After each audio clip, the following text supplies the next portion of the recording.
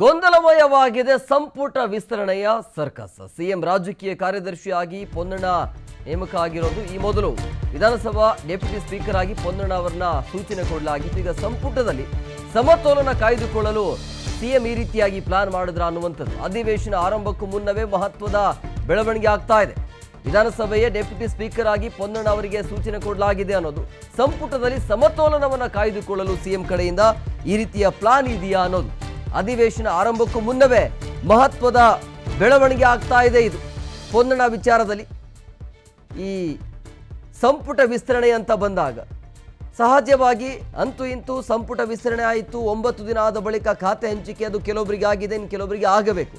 ಆದರೆ ಇಲ್ಲಿ ಸಿಎಂ ರಾಜಕೀಯ ಕಾರ್ಯದರ್ಶಿಯಾಗಿ ಪೊನ್ನಣ್ಣ ಅವರ ನೇಮಕ ಏನಿದೆಯಲ್ಲ, ಅಂದರೆ ಇಲ್ಲಿ ಸಮನ್ವತೆಯನ್ನು ಅಂದರೆ ಸಮತೋಲನವನ್ನು ಕಾಯ್ದುಕೊಳ್ಳೋದಕ್ಕೆ ಸಿಎಂ ಮಾಡಿರುವಂಥ ಪ್ಲಾನ ಇದು ಅಂಥೇಳಿ ಇವರಿಗೆ ಈ ಒಂದು ಹುದ್ದೆಯನ್ನು ಕೊಟ್ಟು, ಯಾಕಂದರೆ ಹಿಂದೆ ಇದೇ ಕೂಡ ಹುದ್ದೆ ಇದ್ದರು.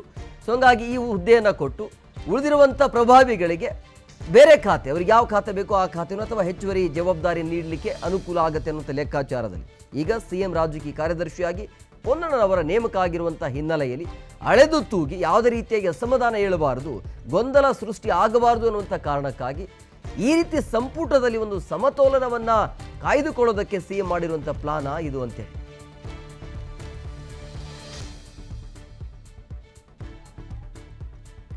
ಸಿಎಂ ರಾಜಕೀಯ ಕಾರ್ಯದರ್ಶಿಯಾಗಿ ಪೊನ್ನಣ್ಣ ಅವರನ್ನ ನೇಮಕ ಮಾಡಲಾಗಿದೆ. ಇದರ ಹಿಂದೆ ಇರುವಂತಹ ಉದ್ದೇಶ ಏನು ಅನ್ನುವಂಥ ಕುತೂಹಲ. ಯಾಕೆ ಅಂತ ಹೇಳಿದ್ರೆ, ಈ ಮೊದಲು ವಿಧಾನಸಭೆಯ ಡೆಪ್ಯೂಟಿ ಸ್ಪೀಕರ್ ಆಗಿ ಸೂಚನೆಯನ್ನು ಕೊಡಲಾಗಿತ್ತು. ಆ ಒಂದು ಹುದ್ದೆಗೆ ಕೆಲವೊಬ್ಬರು ಅಂತೂ ಖಡಾಖಂಡಿತವಾಗಿ ಹೇಳಿದ್ರು, ಆ ಕೆಲಸವನ್ನು ನಾವು ಮಾಡೋದ್ರೆ ನಮ್ಮ ಕೈಯಿಂದ ಆಗೋದಿಲ್ಲ ಅಂತೇಳಿ. ಸೊ ಅದನ್ನು ಹೊರತುಪಡಿಸಿ ಈಗ ರಾಜಕೀಯ ಕಾರ್ಯದರ್ಶಿ, ಸಿಎಂ ರಾಜಕೀಯ ಕಾರ್ಯದರ್ಶಿಯಾಗಿ ಪೊನ್ನಣ್ಣ ಅವರ ನೇಮಕ ಆಗಿರುವಂತಹ ಹಿನ್ನೆಲೆಯಲ್ಲಿ ಅಸಮಾಧಾನಿತರನ್ನ ಸಮಾಧಾನ ಪಡಿಸುವಂಥ ಕೆಲಸ ಡಿ.ಕೆ. ಶಿವಕುಮಾರ್ ಕಡೆಯಿಂದ ನಿರಂತರವಾಗಿ ಆಗ್ತಾ ಇದೆ. ಬಟ್ ಈ ಒಂದು ನೇಮಕ ಏನಿದೆಯಲ್ಲ, ಇದಕ್ಕೆ ಪೊನ್ನಣ್ಣ ಅವರ ರಿಯಾಕ್ಟ್ ಯಾವ ರೀತಿಯಾಗಿರುತ್ತೆ ಅನ್ನುವಂಥ ಪ್ರಶ್ನೆ ಈಗ ಅವ್ರ ಕಡೆಯಿಂದ ಯಾವ ರೀತಿಯಾಗಿ ರಿಯಾಕ್ಟ್ ಬರುತ್ತೆ. ಅವರು ಕೂಡ ಉನ್ನತ ಖಾತೆಯ ಆಕಾಂಕ್ಷಿ ಆಗಿದ್ರು. ಯಾವುದೇ ಖಾತೆಯನ್ನು ಕೊಟ್ಟರೂ ಕೂಡ ಉನ್ನತ ಖಾತೆ, ಅದು ಹಿಂದೆ ಬೇರೆ ಖಾತೆಗೆ ಕೂಡ ಅವರು ಡಿಮ್ಯಾಂಡ್ ಮಾಡಿದರು, ಅದೇ ಖಾತೆ ಕೊಡಬೇಕು ಅನ್ನುವಂಥ ಹಣಕಾಸಿನ ವಿಚಾರವಾಗಿ. ಸೊ ಆ ಖಾತೆ ಕೊಟ್ಟರೆ ನಾನು ನಿಭಾಯಿಸ್ತೀನಿ ಅಂತೇಳಿ ಪೊನ್ನಣ್ಣ ನೇರವಾಗಿ ಹೇಳಿದರು. ಈಗ ಸಿಎಂ ಕಾರ್ಯದರ್ಶಿ ಆಗಿದ್ದಾರೆ. ಈ ಬಗ್ಗೆ ಮತ್ತಷ್ಟು ಮಾಹಿತಿ ನೀಡ್ತಾರೆ ನಮ್ಮ ಪ್ರತಿನಿಧಿ ತಿಮ್ಮೇಗೌಡರು, ನೇರ ಸಂಪರ್ಕದಲ್ಲಿದ್ದಾರೆ. ಗೌಡ್ರ, ಈಗ ಪೊನ್ನಣ್ಣ ಅವರಿಗೆ ಒಂದು ವಿಶೇಷ ಹುದ್ದೆ, ಇದನ್ನು ಒಪ್ಕೊಳ್ತಾರೆ ಹೇಗೆ ಪೊನ್ನಣ್ಣ ಅವರು? ಯಾಕಂದರೆ ಇಂಥದ್ದೇ ಖಾತೆ ಬೇಕು ಅಂತೇಳಿ ಹಿಂದೆ ಡಿಮ್ಯಾಂಡ್ ಕೂಡ ಮಾಡಿದರು. ಬಟ್ ಈಗ ಕಾರ್ಯದರ್ಶಿಯಾಗಿ ನೇಮಕಗೊಂಡಿದ್ದಾರೆ. ಮುಂದಿನ ಬೆಳವಣಿಗೆ ಖಂಡಿತವಾಗಿಯೂ ಎಂ ಕುಮಾರ್, ಇದನ್ನು ಒಪ್ಪಿಕೊಳ್ಳಲೇಬೇಕಾದಂಥ ಒಂದು ಅನಿವಾರ್ಯ ಪರಿಸ್ಥಿತಿ. ಯಾಕಂತ ಹೇಳಿದ್ರೆ ಇದು ಸಂಪುಟ ದರ್ಜೆ ಸ್ಥಾನಮಾನ ಉಳ್ಳಂಥ ಒಂದು ರಾಜಕೀಯ ಕಾರ್ಯದರ್ಶಿ ಹುದ್ದೆ. ಯಾಕಂತ ಹೇಳಿದ್ರೆ ಎಸ್ ಪೊನ್ನಣ್ಣನವರು ಈ ಬಾರಿ ಸಂಪುಟಕ್ಕೆ ಸೇರಬೇಕು ಅನ್ನುವಂಥ ನಿಟ್ಟಲ್ಲಿ ನಾನಾ ರೀತಿಯಾದಂಥ ಕಸರತ್ತನ್ನು ನಡೆಸಿದ್ರು, ಪ್ರಯತ್ನವನ್ನು ಕೂಡ ಮಾಡಿದರು. ಯಾಕಂತ ಹೇಳಿದ್ರೆ ಮಾಜಿ ಮುಖ್ಯಮಂತ್ರಿ ಸಿದ್ದರಾಮಯ್ಯನವರ ಕೋಟಾದಡಿ ಎಸ್ ಪೊನ್ನಣ್ಣನವರು ಈ ಬಾರಿ ಮಂತ್ರಿಮಂಡಲಕ್ಕೆ ಸೇರ್ತಾರೆ ಅನ್ನುವಂಥ ನಿಟ್ಟಲ್ಲಿ ಚರ್ಚೆ ಆಗ್ತಾ ಇತ್ತು.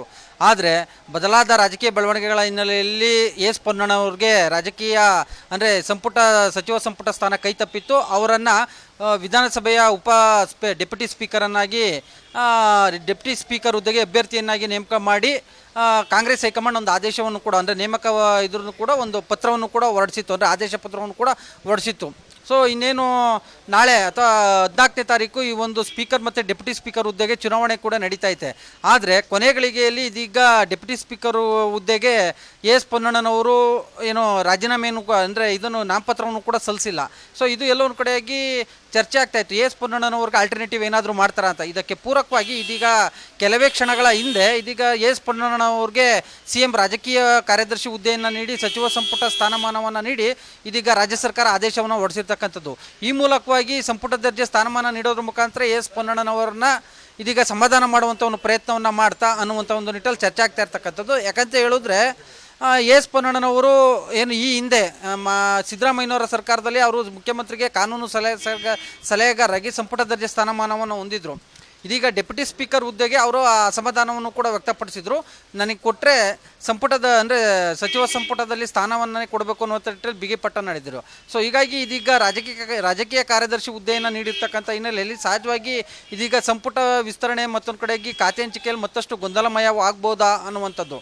ಯಾಕಂತ ಹೇಳಿದ್ರೆ ಇದೀಗ ಜಯಚಂದ್ರ ಅವರು ಕೂಡ ಸ್ಪೀಕರ್ ಹುದ್ದೆ ಮೇಲೆ ಕಣ್ಣಿಟ್ಟಿದ್ದಾರೆ. ನನಗನ್ನ ಆ ಒಂದು ಸ್ಪೀಕರ್ ಹುದ್ದೆಯಲ್ಲಿ ಕಾಯಂ ಆಗಿ ಮುಂದುವರಿಸಬೇಕು, ನಾನು ಹಂಗಾಮಿ ಸ್ಪೀಕರ್ ಕಾರ್ಯವನ್ನು ನಿರ್ವಹಿಸೋದಿಲ್ಲ ಅನ್ನುವಂಥ ಒಂದು ಬಿಗಿಪಟ್ಟನ್ನು ಕೂಡ ಹಿಡಿದಿರ್ತಕ್ಕಂಥ ಹಿನ್ನೆಲೆಯಲ್ಲಿ ಸಹಜವಾಗಿ ಕೊನೆಯ ಗಳಿಗೆಯಲ್ಲಿ ಏನಾದರೂ ಬದಲಾವಣೆಗಳಾಗ್ತವ, GS ಪಾಟೀಲ್ ಅವರು ಸ್ಪೀಕರ್ ಹುದ್ದೆಗೆ ನಾಮಪತ್ರವನ್ನು ಸಲ್ಲಿಸ್ತಾರ ಅಥವಾ TB ಜಯಚಂದ್ರ ಅವರು ನಾಮಪತ್ರವನ್ನು ಸಲ್ಲಿಸ್ತಾರ, ಡೆಪ್ಯೂಟಿ ಸ್ಪೀಕರ್ ಹುದ್ದೆಗೆ ಯಾರನ್ನ ನೇಮಕ ಮಾಡುತ್ತೆ, ಮತ್ತೊಂದು ಕಡೆಗೆ ಖಾತೆ ಹಂಚಿಕೆಗೆ ಸಂಬಂಧಪಟ್ಟಂತೆ ಯಾರ್ಯಾರಿಗೆ ಯಾವ ಖಾತೆಯನ್ನು ನೀಡಲಾಗುತ್ತೆ, ಹೀಗೆ 10 ಹಲವಾರು ಕುತೂಹಲಗಳಿಗೆ ಇದೀಗ AS ಪೊನ್ನಣ್ಣನವರ ಒಂದು ನೇಮಕ ನಾಂದಿ ಆಡಿದೆ ಅಂದರೆ ತಪ್ಪಾಗ್ಲಿಕ್ಕಿಲ್ಲ. M Kumar. Okay, thank you ಗೌಡ್ರ ನಿಮ್ಮೆಲ್ಲ ಡೀಟೇಲ್ಸ್ಗಾಗಿ.